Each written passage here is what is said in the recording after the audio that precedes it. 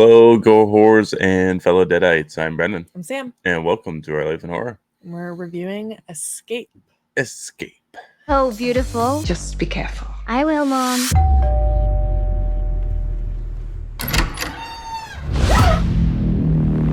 This movie is going to be coming out on September 30th. That's a digital release date. Director is Howard J. Ford. Cast is Sarah Alexandra Marks, Sophie Rankin, and Sean Cronin.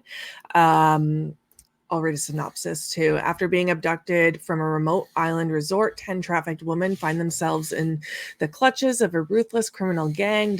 Desperate to survive in the harsh desert, two of the women devise a bold escape plan, igniting their fight for freedom.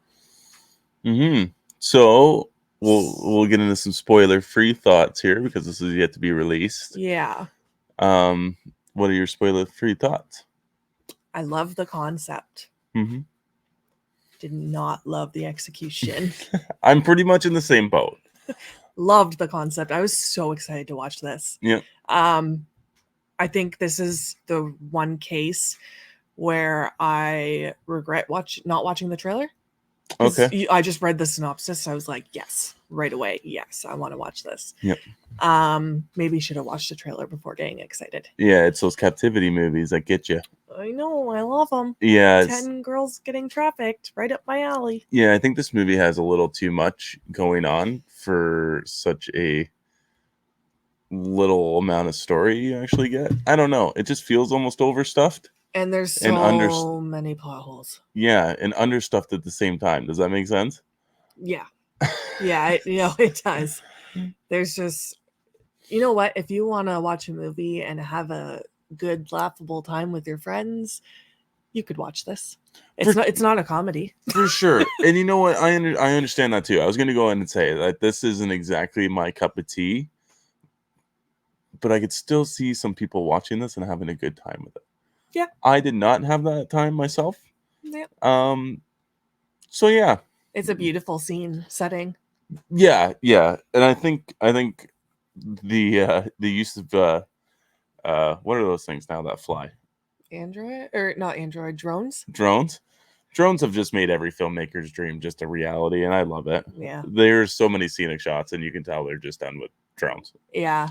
And with this being set at a resort in the beginning, like it made me want to go on vacation. Mm-hmm. It was pretty. Yeah, I'll give the location. It's got some pretty people.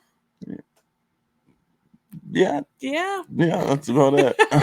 There's just way too many plot holes for me to say that this was a great movie. But yeah, we'll get into spoilers. So when you do watch this movie, you can come back and listen to this part. Yeah, definitely. September 30th, if you guys decide to check this out. Yeah. So spoilers. Let me see. There's a lot of really bad character decisions in this movie.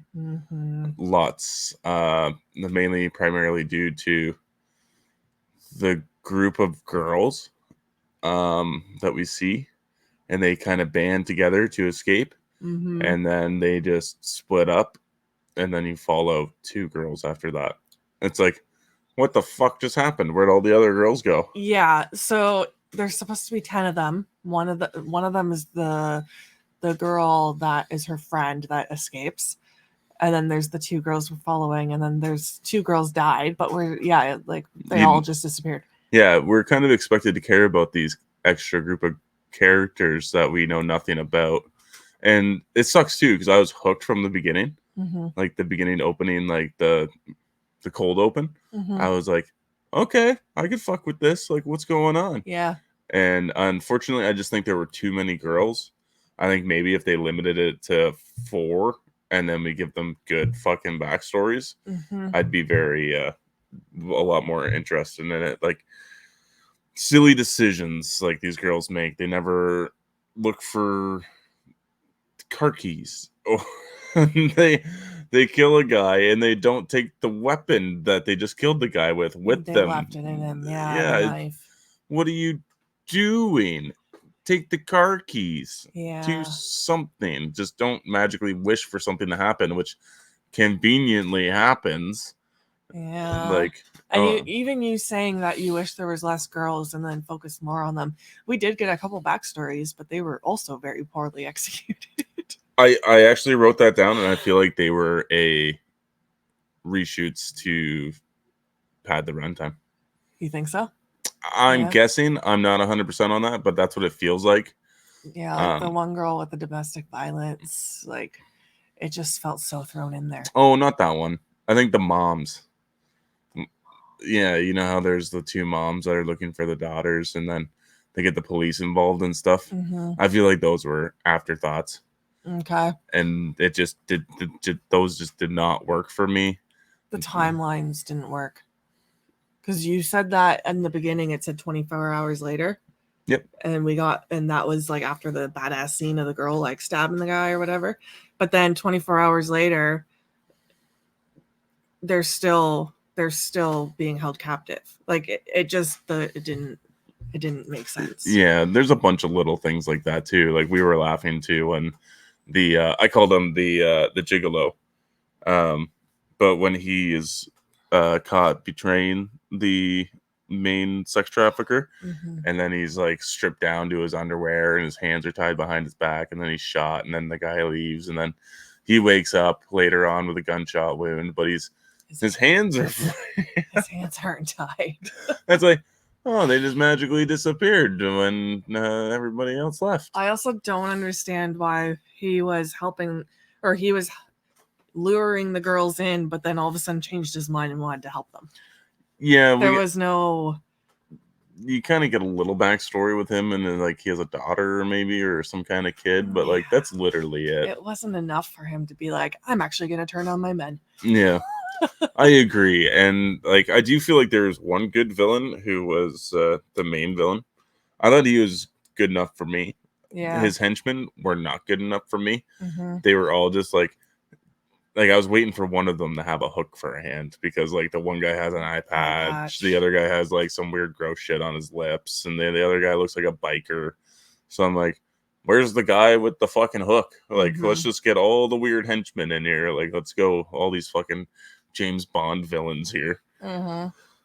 There's also the scene where all the moms and parents are calling their daughters and not knowing why they're not picking up, and the one guy's just in tears because she's not picking up, and it has not even been 24 hours since they've been taken. And I'm like, there's no way in hell all these people are calling their daughters and freaking out that they're not answering when they're on vacation and it hasn't been 24 hours. Yeah, like you can't tell me all these kids are perfect and they check in with their parents every hour. Yeah, not a fucking chance. I'm like, can we give it maybe 3 days? Like or 2 days or one full day?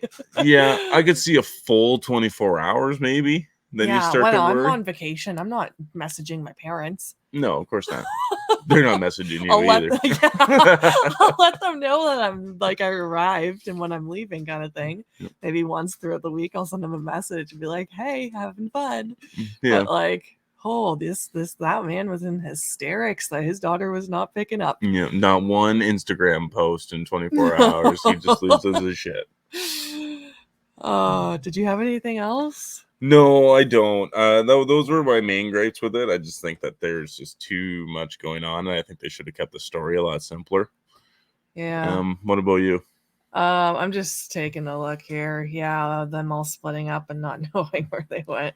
The girl that goes up to the homeless guy freaking out, asking for a phone when he's clearly homeless, laying there, and then she drinks the water bottle. That's clearly piss. Yeah. I'm like, first off, don't even accept his water. Like, this is a stranger. You were just drugged by someone else. And that's clearly not water. She hasn't learned anything yet. She freaked out on him looking for a phone, and the guy's clearly like drunk as shit, just laying there. Like, that man doesn't have a phone. Yeah, no. That man doesn't even have toilet paper. He doesn't have a roof over his head. Like, he's literally in a building without a roof, and the walls are all just down. Yeah. I will give it, the ending was pretty decent with the final kind of kill. Yeah. Opening kill is pretty good too. Unfortunately, the rest of the movie drags and is all over the map. Yeah. And again, I will never say not to watch a movie because you might love it, but also you might just have fun tearing this one apart a bit. Yep, I agree. I totally agree with that. And it's a nice setting. Yeah, yep. Yeah, what would you rate this? I'm going to give this one an eye roll. Okay. I'm giving it a 1 out of 5. Okay. I hate saying the good old pooper, but I'm going to give it a 1. She gives it the poop I'm emoji. giving it a 1. Yeah. This is, yeah. I was let down. Yeah, me too. Unfortunately, after that beginning, I was like, "Yeah, here we go." And then just expectations flew very far below the bar.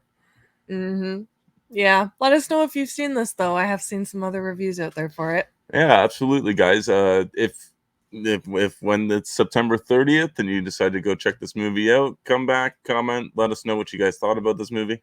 Yeah. Please like, share, and subscribe. And always remember, guys, stay spooky.